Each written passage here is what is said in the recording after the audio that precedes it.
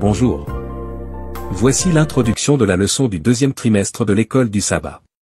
L'auteur est Shawn Boonstra, orateur et directeur du ministère de la Voix de la Prophétie. Ses émissions et ses livres ont été une source d'inspiration dans le monde entier. Au fil des ans, ces événements d'évangélisation en direct ont été présentés sur tous les continents, sauf l'Antarctique. Le titre, Les précurseurs de la prophétie. Dans la ville tranquille d'Ashford, nichée entre des collines ondulantes et des chênes anciens, vivait un homme âgé du nom de Samuel Harding. Samuel avait passé sa vie à étudier les Écritures, à scruter les prophéties et à chercher à comprendre la feuille de route divine pour l'avenir. Ancien professeur d'histoire, il avait été témoin d'innombrables événements mondiaux et avait vu de nombreuses interprétations de la prophétie, monter et descendre comme des vagues sur le rivage. Un soir, alors que Samuel est assis sur son porche en bois, une Bible bien usée à la main, son petit-fils, Daniel, le rejoint.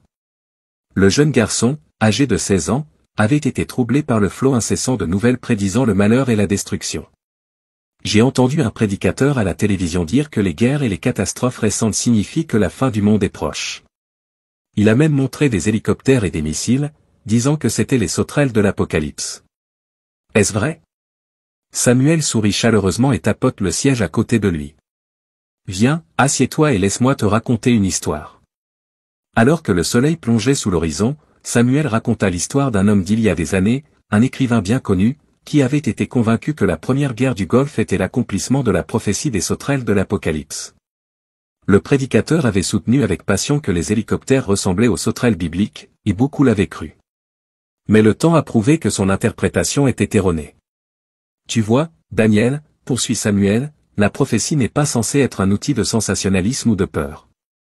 C'est un message divin, qui révèle la grande bataille entre le bien et le mal, une bataille qui s'étend au-delà de toute guerre ou nation. Les yeux de Daniel s'illuminent de curiosité. Alors, comment comprendre les prophéties? Samuel ouvrit sa Bible au livre de Daniel, chapitre 2, et traça doucement ses doigts sur les mots. Dieu nous a donné une chronologie de l'histoire, Babylone, Média-Perse, Grèce et Rome, qui conduit à son royaume éternel.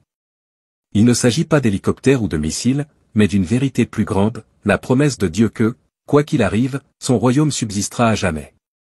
Daniel acquiesça, absorbant la sagesse. Alors, au lieu d'avoir peur, nous devrions croire que Dieu a un plan? Samuel rayonne. Exactement, mon garçon. La peur s'estompe lorsque nous nous concentrons sur le Christ et non sur le chaos du monde. Notre rôle n'est pas de spéculer sauvagement, mais de rester fidèle, de partager son amour et de préparer nos cœurs à son retour. Alors que les premières étoiles scintillaient dans le ciel nocturne, Daniel a ressenti une paix qu'il n'avait jamais connue auparavant. Il s'est rendu compte que la véritable compréhension ne venait pas de la saisie des titres, mais de la recherche de la vérité de Dieu avec humilité et foi. À partir de ce jour, il s'est embarqué dans un voyage, non pas pour courir après chaque nouvelle prédiction, mais pour étudier la parole de Dieu avec un cœur ouvert, comme son grand-père le lui avait enseigné.